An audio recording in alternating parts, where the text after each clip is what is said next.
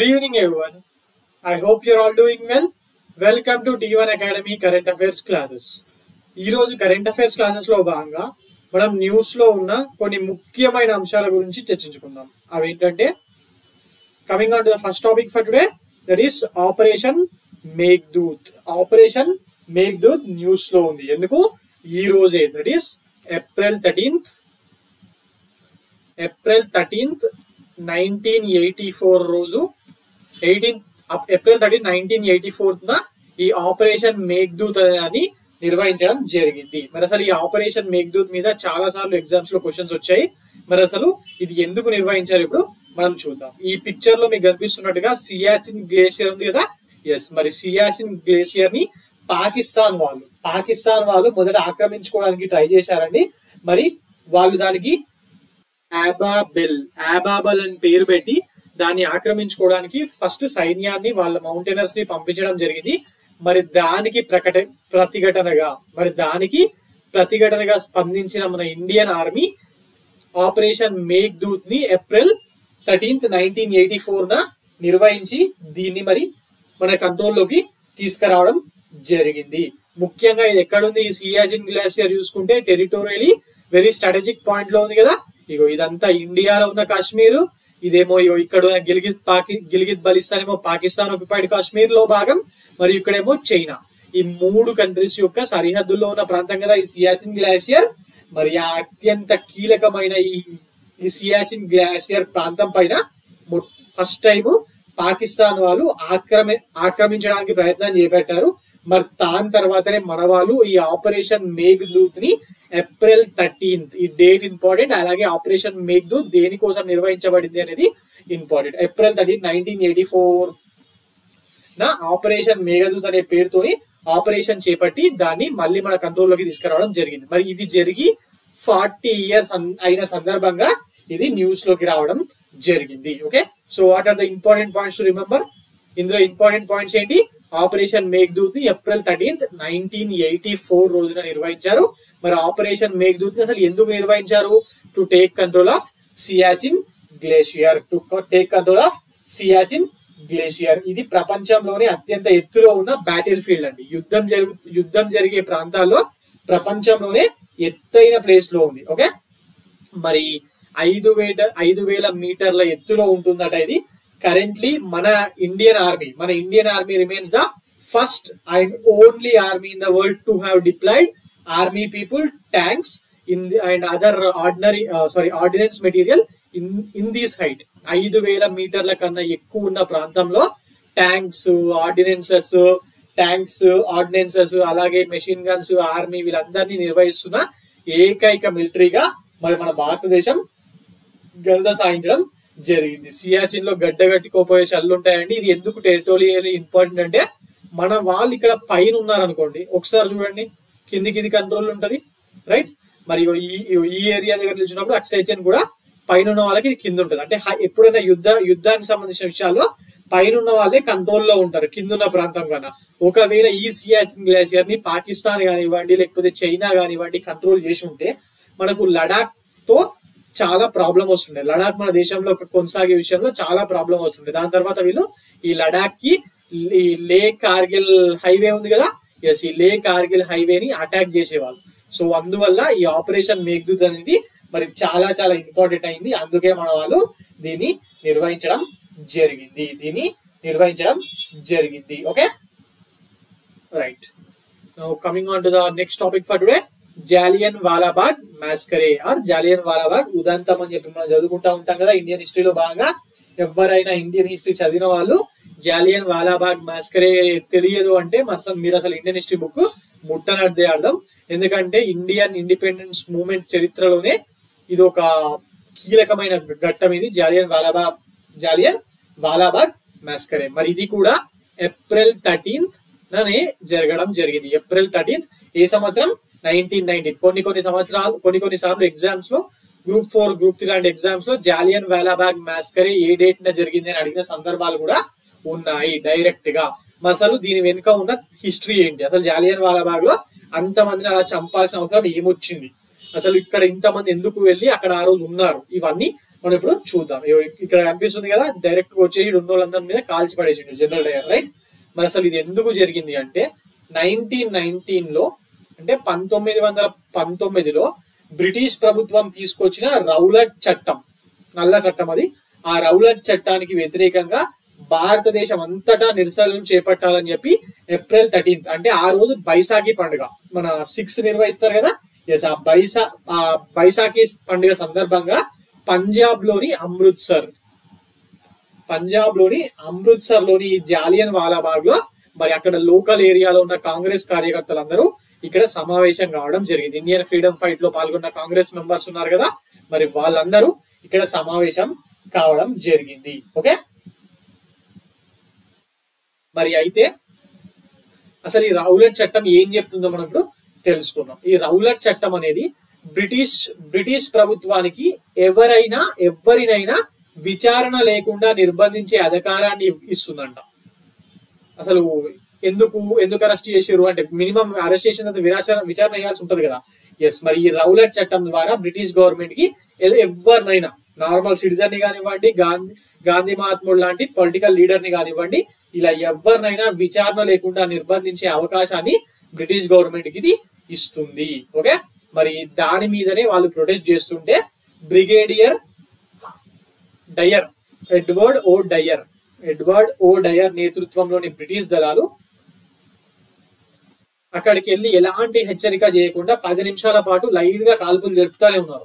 మరి ఈ దాడిలో వందల సంఖ్యలో మహిళలు, పిల్లలు ఇలా చాలా మంది మరణించడం జరిగింది. మరి ఈ సంఘటన భారతదేశ స్వతంత్ర పోరాటంలోనే ఒక మలుపు, ఇది ఒక ఘట్టం, ఒక చారిత్రక ఘట్టం, మరి ఒక మలుపు అని చెప్పి మనం అనొచ్చు. మరి ఈ ఘటనకు నిరసనగానే మహాత్మా గాంధీ గారు 1920లో సహాయ నిరాకరణ ఉద్యమాన్ని ప్రారంభించారు. అప్పుడప్పుడు ఎగ్జామ్ లో అడుగుతారు, ఏ ఘటనకు వ్యతిరేకంగా నిరసన తెలుపుతూ మహాత్మా గాంధీ సహాయ నిరాకరణ ఉద్యమాన్ని స్టార్ట్ చేశారు అని చెప్పి అడుగుతారు. ఓకే, మరి 1920లో ఈ జాలియన్ వాలాబాగ్ మెస్కరీకి వ్యతిరేకంగానే ఈ సహాయ నిరాకరణ ఉద్యమాన్ని ప్రారంభించడం జరిగింది. మరి దీనికి వ్యతిరేకంగా ఎవరు బ్రిటిష్ వాళ్ళు ఇచ్చిన సర్ బిరుదు, ఇలాంటి బిరుదులు ఉంటాయి కదా, వాటిని ఎవరు తిరిగి ఇచ్చేశారని చెప్పి కూడా ఎగ్జామ్స్ లో అడుగుతారు.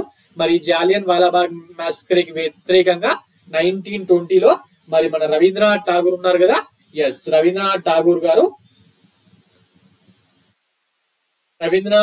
గారు బ్రిటిష్ గవర్నమెంట్ ఇచ్చిన బిరుదులు, ఆయనకు అప్పటికే ఇచ్చిన బిరుదులు అన్నింటినీ తిరిగి ఇచ్చేశారు. మరి ఒక రకంగా భగత్ సింగ్, చంద్రశేఖర్ ఆజాద్ లాంటి వాళ్ళు విప్లవకారులుగా మారడానికి పంజాబ్ ఆ ఏరియాల్లో రెవల్యూషనరీస్ ఉండేవాళ్ళు కదా, మరి రెవల్యూషనరీ ఇండిపెండెంట్ ఫైటర్స్ కూడా ఉండేవాళ్ళు కదా, చంద్రశేఖర్ ఆజాద్ కానివ్వండి, భగత్ సింగ్ కానివ్వండి, వీళ్ళందరూ ఇలాంటి వాళ్ళు అందరూ పుట్టుక రావడానికి కూడా ఈ జాలియన్ వాలాబాగ్ మాస్కరేనే ఒక ముఖ్యమైన కారణంగా మనం చెప్పుకోవచ్చు. ఓకే,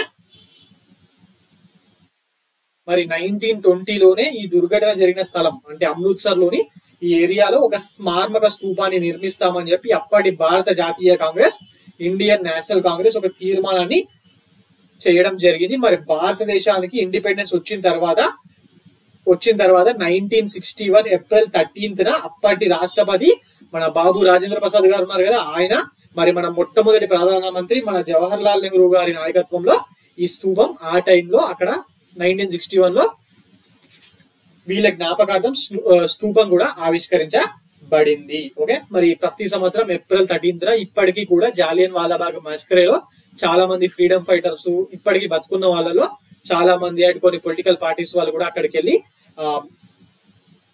ఈ జ్ఞాపకాన్ని గుర్తుగా వెళ్ళొస్తా ఉంటారు. మరి ఏప్రిల్ 13, 1919 అనే డేట్ ఇంపార్టెంట్, జాలియన్ వాలాబాగ్ మాస్కరే.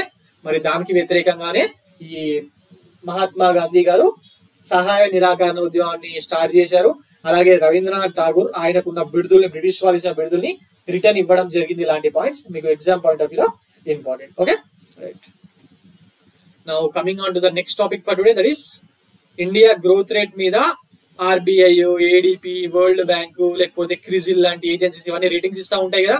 అప్పుడప్పుడు ఎగ్జామ్ లో ఒక 5-6 కంపెనీస్ అంటే ఇలాంటి ఆర్గనైజేషన్స్ ఆర్ ప్రైవేట్ ఆర్గనైజేషన్స్ ఇచ్చిన రేటింగ్స్ ని ఆ కంపెనీల పేర్లు ఇచ్చి రేటింగ్స్ ఇచ్చి మ్యాచ్ ఆఫ్ ఫాలోయింగ్ అడుగుతున్నాడు కదా ఈ మధ్య ఎగ్జామ్ లో. మరి అందులో భాగంగానే ఇప్పుడు ADB, that is Asian development bank వాళ్ళు ఇండియా యొక్క గ్రోత్ ఫోర్కాస్ట్ ఇంతకుముందు 6.7% ఉంటుంది అని చెప్పారు 2024-25 కి. మరి వాళ్ళు దాన్ని ఇంక్రీజ్ చేసి 7% వరకు రావచ్చు అని చెప్పి ప్రొజెక్షన్స్ ని ఇవ్వడం జరిగింది. 2024-25 ఆర్థిక సంవత్సరంలో భారత ఆర్థిక వ్యవస్థ అనేది 6.7% గ్రోత్ రేట్ ను నమోదు చేయొచ్చు అని గతంలో పేర్కొన్న ఏడీబీ వాళ్ళు మరి ఆ అంచనాలను ఇప్పుడు 7% కి ఇంక్రీజ్ చేయడం జరిగింది. మరి రీజన్ ఏంటి? జస్ట్ పెంచిర్రు అంటే ఏ రీజన్ లేకుండా పెంచారు కదా. అలాగే ఇలాంటి ఆర్గనైజేషన్స్ పెంచినప్పుడు ఆ రీజన్స్ కూడా ఏంటి అనేది చెప్తా ఉంటాయి. మరి వాళ్ళు అఫీషియల్ గా చెప్పిన రీజన్ ఏంటంటే దీనికి కారణం వినియోగదారుల డిమాండ్ అనేది భారతదేశంలో పెరగడం, అలాగే గవర్నమెంట్ అండ్ ప్రైవేట్ పెట్టుబడులు అనేవి పెరగడం కూడా ముఖ్యమైన కారణంగా ఏడీబీ వాళ్ళు తెలియజేయడం జరిగింది. ఓకే, మరి అలాగే ఏషియా పెసిఫిక్ ఏరియా ఉంది కదా, ఎస్ అంటే ఏషియా పెసిఫిక్ ఓషన్ ఈ ఏషియా రీజియన్ ఉంటది కదా, మరి ఆ రీజియన్ ప్రాంత అభివృద్ధికి భారతదేశం యొక్క గ్రోత్ రేటే ఒక ప్రధానమైన చోదక శక్తిగా ఉంటుంది అని చెప్పి కూడా వీళ్ళు చెప్పడం జరిగింది. ఎందుకంటే మన ఒక చైనా మనము 2 దేశాలే ఎక్కువగా గ్రోత్ రేట్ ని చూపిస్తున్నాయి. జపాన్ లాంటి దేశాల్లో అయితే నెగిటివ్ గ్రోత్ రేట్ లోకి వెళ్తున్న సందర్భాన్ని కూడా మనం చూస్తున్నాం కదా. ఎస్, మరి రీసెంట్ గానే ఈ గ్రోత్ రేట్ ఇప్పుడు ఏడీబీ వాళ్ళది మనం మాట్లాడుకున్నాం 7% అని. మరి రీసెంట్ గానే ఒక 1 వీక్ కింద అనుకుంటా మేబీ క్లాస్ లో చెప్పాను ఏమని, ఆర్బీఐ వాళ్ళు కూడా ఫోర్కాస్ట్ రిలీజ్ చేశారని చెప్పాను కదా. మరి ఆర్బీఐ వాళ్ళు కూడా ఇండియా యొక్క గ్రోత్ రేట్ 2024-25 కి మన RBI reserve bank of India వాళ్ళు కూడా 7% కి అంచనా వేయడం జరిగింది. 7% కి అంచనా వేయడం జరిగింది 2024-25 కి. అలాగే 2025-26 కి 7.2% కి వస్తుంది అని కూడా ఆర్బీఐ వాళ్ళు వాళ్ళ ఫోర్కాస్ట్ లో చెప్పడం జరిగింది. అలాగే ఈ ఏడీబీ ఏషియన్ డెవలప్మెంట్ బ్యాంక్ వీళ్ళు ఏం చెప్పారంటే ఇన్ఫ్లేషన్ గురించి కూడా మాట్లాడారు.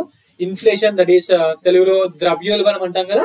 ఎస్, ద్రవ్యోల్బణం అనేది 2023-24లో 4.6% వద్ద ఉంది. మరి ఈ ఇయర్ 24-25 కి 4.5% కి తగ్గచ్చు అని చెప్పి ఏడీబీ వాళ్ళు ఇది ఒక అంచనా అండి. మళ్ళీ అవసరాన్ని బట్టి దీన్ని పెంచడం తగ్గించడం చేస్తూ ఉంటారు. ఫర్ ఎగ్జాంపుల్ ఇప్పుడే చూసాం, ఇంతకుముందు 6.7 ఉన్నది, ఇప్పుడు 7% పెంచారు కదా. ఒకవేళ మస్తు ఎండలు కొట్టి అసలు వర్షాలే పడలేవు అనుకోండి, ఇన్ఫ్లేషన్ పెరిగింది అనుకోండి, ఇది ఆటోమేటిక్ గా మళ్ళీ తగ్గిస్తారు గ్రోత్ ఫోర్కాస్ట్. అది చేంజ్ అవుతా ఉంటది. ఓకే, ఫిక్స్డ్ ఏం కాదు. ఓకే, అలాగే గవర్నమెంట్ ప్రభుత్వం 2023-24 లో ఆర్థిక లోటును ఈ ప్రభుత్వం అనేది 2023-24 ఆర్థిక లోటును జీడిపిలో 5.1% పరిమితం చేయాలని లక్ష్యాన్ని నిర్దేశించుకోగా మరి దీన్ని 2024-25 వచ్చేసరికి 4.5% కే పరిమితం చేయొచ్చు అని చెప్పి ఏడీబీ వాళ్ళు అంచనా వేయడం జరిగింది. ఇప్పుడు ఆర్బీఐ వాళ్ళు ఇచ్చింది మాట్లాడుకున్నాం, ఏడీబీ వాళ్ళు ఇచ్చింది మాట్లాడుకున్నాం. అలాగే రీసెంట్ గా ఒక ప్రైవేట్ రేటింగ్ ఏజెన్సీ కూడా మన ఇండియన్ గ్రోత్ ఫోర్కాస్ట్ మీద రేటింగ్స్ ఇవ్వడం జరిగింది. దాని పేరు మూడీస్ అనలిటిక్స్ ఏజెన్సీ అంటారు. ఇది వీళ్ళు క్రెడిట్ రేటింగ్ ఏజెన్సీ.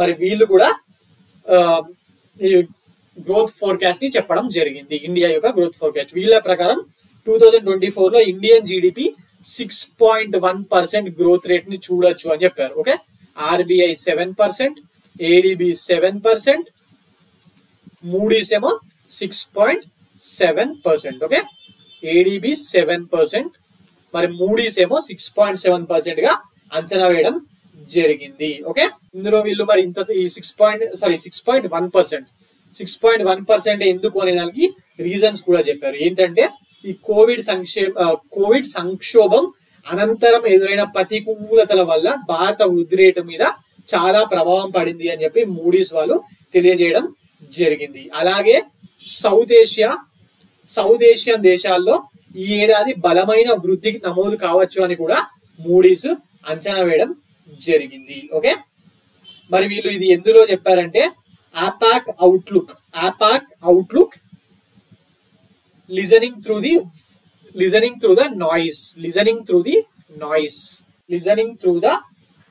noise పేరిట APAC outlook listening through the noise అనే పేరు మీద వాళ్ళు ఒక రిపోర్ట్ రిలీజ్ చేయడం జరిగింది.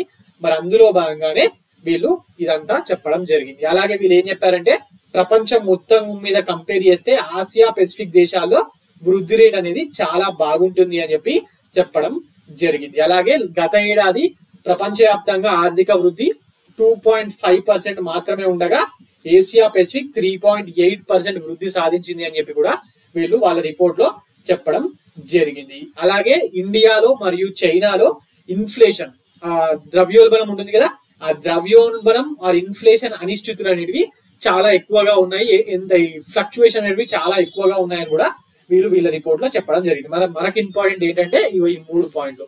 ఆర్బీఐ వాళ్ళు 7% చెప్పారు, ఏడీబీ వాళ్ళు 7% చెప్పారు, మూడీ 6.1% చెప్పింది, ఈ అవుట్లుక్ చెప్పింది. మరి అలాగే ఏడీబీ వాళ్ళు చెప్పిన రీజన్స్ ఏంటి, మూడీస్ వాళ్ళు ఇచ్చిన రీజన్స్ ఏంటి, పెరగడానికి తగ్గడానికి, ఇవన్నీ ఇంపార్టెంట్ అవుతాయి exam point of view. Okay right. Now coming on to the next topic for today, that is whooping cough. మనం తెలుగులో కోరింత దగ్గు అంటూ ఉంటాం కదా. ఎస్, దాని కేసెస్ అనేటివి రీసెంట్ గా ప్రపంచవ్యాప్తంగా బాగా నమోదవుతున్నాయి.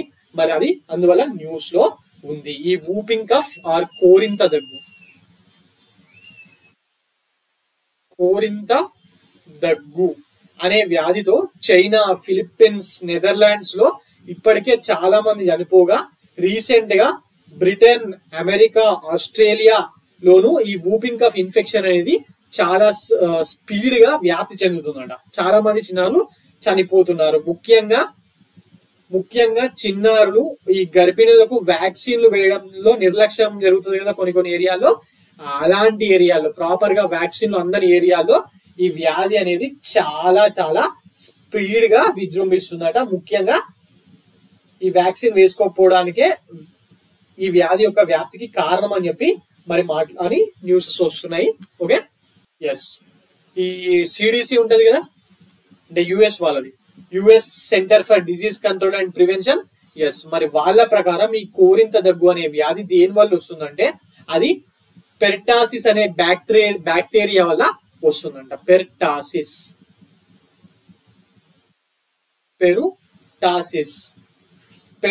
అనే బ్యాక్టీరియా వల్ల ఇది వస్తుంది. ఓకే, దీని బోర్డిటెల్లా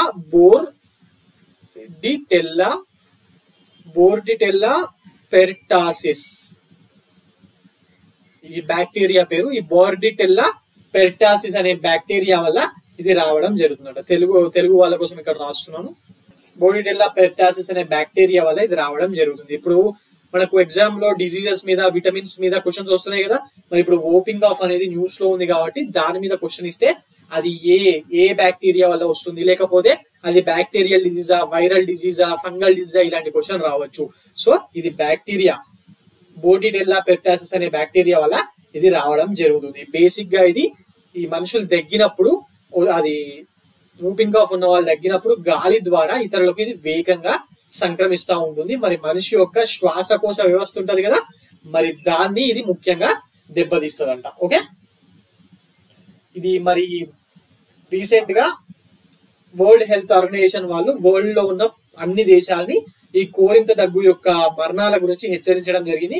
ముఖ్యంగా టీకాలు సకాలంలో వేయడంలో నిర్లక్ష్యం వహించిన కారణంగానే ఈ ప్రజారోగ్య సమస్య తీవ్రమైందని, అలాంటి దేశాలు ఏవైతే ఉన్నాయో వాళ్ళు చాలా చాలా కేర్ఫుల్ గా ఉండాలని కూడా వరల్డ్ హెల్త్ ఆర్గనైజేషన్ వాళ్ళు హెచ్చరించడం జరిగింది. ఓకే, అలాగే ఈ వ్యాధికి అంటే ఈ వూపింగ్ ఆఫ్ రాకుండా ఉండడానికి, దాన్ని అడ్డుకోవడానికి మన బాడీలో ఇమ్యూనిటీ పవర్ ని పెంచుకోవాలి కదా. ఎస్, మరి అది పెంచుకునేందుకు వ్యాక్సిన్లు అనేవి చాలా చాలా అవసరం అంట. ముఖ్యంగా చిన్న పిల్లలకు, గర్భిణులకు ఈ వ్యాక్సిన్లు వేయడం అనేది చాలా ఇంపార్టెంట్. ఎందుకంటే వాళ్ళకి ఎక్కువ వస్తుంది, వాళ్ళు ఎక్కువగా చనిపోతున్నారు. మనం కోవిడ్ టైంలో కూడా చూసినాం, ఏదైనా ఇన్ఫెక్షన్ వస్తే ఈ చిన్న పిల్లలు మరియు గర్భిణుల్లోనే చనిపోయే రేట్ ఎక్కువగా ఉంటుంది. మనం కోవిడ్ టైంలో కూడా చూసినాం కదా, ఎక్కువ మంది గర్భిణులు చనిపోవడం జరిగింది. మరి ఈ ఇన్ఫెక్షన్ అన్ని వయసుల వారికి వస్తుంది, కాకపోతే డెత్ రేట్ అనేది ఈ చిన్న పిల్లల్లో చాలా ఎక్కువగా ఉంది. ఎందుకు? చిన్న పిల్లల్లో ఇది వస్తే ఈ శ్వాస తీసుకోవడం అంటే గాలి తీసుకోవడం అనేది చాలా కష్టం అవుతుందంట. ముఖ్యంగా వ్యాక్సిన్ తీసుకొని నవజాత శిశువులు ఉంటారు కదా, వాళ్ళు చనిపోయే అవకాశం చాలా ఎక్కువగా ఉంది. Okay, coming on to the next topic, that is recent గా సోలార్ ఎక్లిప్స్ వచ్చింది కదా, అప్పుడప్పుడే వస్తుంది కదా సోలార్ ఎక్లిప్స్. మరి ఇటీవల అరుదైన సంపూర్ణ సూర్యగ్రహణం సమయంలో భూగ్రహం పైన ఈ సూర్యకాంతి అనేది టోటల్ గా మసకబారుతుంది కదా. ఎస్, మరి ఆ టైంలో ఎగువ వాతావరణం అసలు ఎలా ప్రభావితం అవుతుంది, అసలు ఎలా ఉంటుంది, ఏం చేంజెస్ వస్తాయి అని అధ్యయనం చేసేందుకు అమెరికా యొక్క అంతరిక్ష సంస్థ నాసా ఉంది కదా. ఎస్, మరి నాసా వాళ్ళు 3 పరిశోధక రాకెట్లను పంపించడం జరిగింది. 3 రాకెట్లను వీళ్ళు ప్రయోగించారు. మరి దానికి మన ఇండియన్ బర్న్ రీసెర్చర్, మన ఇండియాలోనే పుట్టి పెరిగి ఇక్కడే చదువుకొని అక్కడికి వెళ్ళి ఇప్పుడు నాసా తరపున పనిచేస్తున్న ఆరోహ్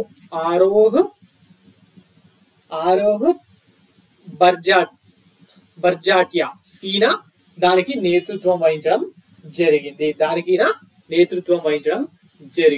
ఓకే, ఈ పేరు ఇంపార్టెంట్ అండి. ఈ పేరు చాలా చాలా ఇంపార్టెంట్. ఓకే, అసలు ఇది ఎందుకు పంపించారు అంటే ఏం అధ్యయనం చేస్తారంటే ఈ సోలార్ ఎక్లిప్స్ టైంలా పైన వాతావరణంలో సోలార్ ఎక్లిప్స్ ఉన్నప్పుడు ఆల్రెడీ మనం ఉపగ్రహాల కమ్యూనికేషన్స్ కోసం పంపించిన శాటిలైట్స్, ఈ ఉపగ్రహ కమ్యూనికేషన్ వ్యవస్థ ఉంటది కదా, మరి ఆ కమ్యూనికేషన్ కు కీలకమైన అయోనోస్పియర్ అనేది కీలకమైన ఏరియా. మరి ఆ అయోనోస్పియర్ లో ఎలాంటి మార్పులు జరిగితే దాని వల్ల ఏం జరుగుతుంది అని చెప్పిన విషయాల మీద రీసెర్చ్ చేయడానికి ఈ రాకెట్లను పంపించడం జరిగింది. ఇందులో ఇంపార్టెంట్ పాయింట్స్ ఏంటి, రీసెంట్ గా సోలార్ ఎక్లిప్స్ సమయంలో ఏ అంతరిక్ష సంస్థ సౌండింగ్ రాకెట్స్ మిషన్స్ ని పంపించింది, నాసా. ఓకే, మరి ఎందుకు పంపించింది అంటే ఈ అయోనోస్పియర్ ఏరియా ఉంది కదా, అయోనోస్పియర్ ఏరియాలో ఎలాంటి మార్పులు సంభవిస్తాయి అనే విషయాన్ని తెలుసుకోవడానికి పంపించారు. ఆడ ఏం సంభవిస్తే మనకేందంటే మన ఉపగ్రహ కమ్యూనికేషన్ వ్యవస్థలన్నీ అయోనోస్పియర్ రీజియన్ లోనే ఉంటాయి ఆడ చుట్టుపక్కల. మరి అందుకోసమే పంపించడం జరిగింది. మరి దానికి ఎవరు నేతృత్వం వహించారంటే మన ఇండియన్ సైంటిస్ట్, అంటే ఇండియన్ బర్న్ సైంటిస్ట్ ఆరోహ బర్జాతియా గారు నేతృత్వం వహించడం జరిగింది. ఈయన ఇక్కడ చదువుకున్నా కూడా ఫ్లోరిడా ఉంది కదా. ఎస్, ఆ ఫ్లోరిడాలోని ఒక యూనివర్సిటీలో ఇంజనీరింగ్ డిపార్ట్మెంట్ లో ఫిజిక్స్ విభాగంలో ఈయన ప్రొఫెసర్ గా పనిచేస్తున్నాడట. మరి ఆయననే ఈ మిషన్ కు నేతృత్వం వహించడం జరిగింది. Okay,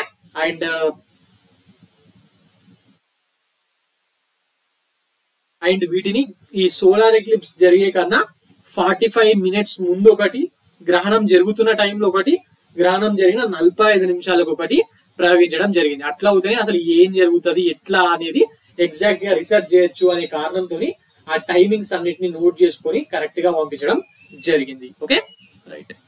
coming on to the next topic. కొన్ని ఎంసీక్యూస్ ఉన్నాయి, ఇవి ఇంపార్టెంట్ అండి, ఎగ్జామ్ లో అడిగే అవకాశం ఉంది, అందుకే ఇక్కడ పెట్టాను. Coming on to the first question. Recently which country has overtaken India as the primary importer of Russian crude oil through see roots? ఒకసారి ఈ పాయింట్ గుర్తుపెట్టుకోండి, త్రూ సీ రూట్స్ అన్నాడు. ఇప్పటి వరకు సీ రూట్ లో, అంటే ఈ రష్యా యుక్రెయిన్ వార్ జరిగిన తర్వాత సీ రూట్ ద్వారా రష్యా నుంచి క్రూడ్ ఆయిల్ ని అత్యధికంగా ఇండియానే ఇంపోర్ట్ చేసుకునేది సీ రూట్ ద్వారా. అదే పైప్ లైన్ ద్వారా చూసుకున్నప్పుడు చైనా వాళ్ళే ముందు నుంచి వాళ్ళే ఇంపోర్ట్ చేసుకున్నారు. బట్ రీసెంట్ గా ఒక కంట్రీ ఇండియాది ఓవర్టేక్ చేసిందట. అది ఏ దేశం అని అడుగుతున్నాడు. Options China, Iran, Bangladesh, Pakistan. ఒకసారి చూడండి, సీ రూట్ అన్నాడు. మీకు ఇది ఆన్సర్ తెలియకపోయినా బై లాజిక్ పెట్టేయచ్చు. ఈడ రష్యా ఉంటది, ఈడ కింద చైనా ఉంటది, కింద ఇండియా ఉంటది, రైట్. ఒకవేళ సీ రూట్ ద్వారా పంపించాలంటే ఇరాన్ కి పంపించాలా, రైట్. ఇరాన్ కి పంపించవచ్చు, బంగ్లాదేశ్ కి పంపించవచ్చు, పాకిస్తాన్ పంపించవచ్చు. పాకిస్తాన్ కి చైనాకి మధ్య రష్యాకి మధ్య ఈ క్రూడ్ ఆయిల్ మరి ఎక్కువ పంపించుకునే సినిమా ఏం లేదు, రైట్. అది క్యాన్సల్. బంగ్లాదేశ్ అంతగాము తీసుకున్నా అది ఏం చేసుకుంటారు, ఏం చేసుకోలేరు. ఇక ఇరాన్ ఉంది. రష్యాకు ఇరాన్ కి బార్డర్ ఉన్నా ఆల్రెడీ ఇరాన్ దగ్గరనే కావాల్సినంత క్రూడ్ ఆయిల్ ఉంది కదా, వాళ్ళు ఎందుకు ఇంపోర్ట్ చేసుకుంటారు, అవసరం లేదు కదా.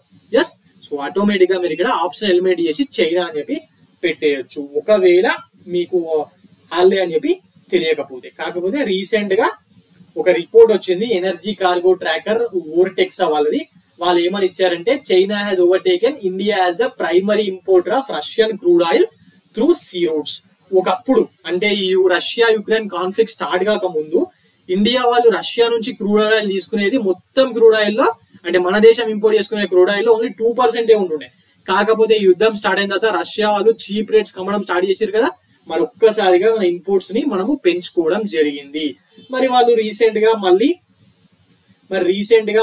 వాళ్ళు ప్రైజెస్ పెరగడము, అలాగే రష్యా మీద శాంక్షన్ అనేది కూడా చాలా పెరిగిపోవడము జరగడం వల్ల India slow down it's imports. Russia నుంచి ఇంపోర్ట్స్ స్లో చేసింది మరి ఇండియా. మరి అందువల్ల మళ్ళీ చైనా వాళ్ళు టాప్ పొజిషన్ లోకి రావడం జరిగింది. Okay right. Now coming on to the next question for today, there is recently which space organization has been directed to establish a time standard for the moon called coordinated lunar time. ఆ moon మీద కూడా ఎంత time ఉంటుందో లెక్క కట్టండి అని చెప్పి recent గా అమెరికన్ గవర్నమెంట్ వాళ్ళే కదా వాళ్ళ స్పేస్ ఏజెన్సీని అడగడం జరిగింది. మరి ఆటోమేటిక్ గా అప్పుడు ఏ దేశానికి సంబంధించిన స్పేస్ ఏజెన్సీలు ఉన్నాయి? ఇక్కడ నాసా ఉంది కదా. ఎస్, మరి నాసా వాళ్ళే రీసెంట్ గా they were tasked.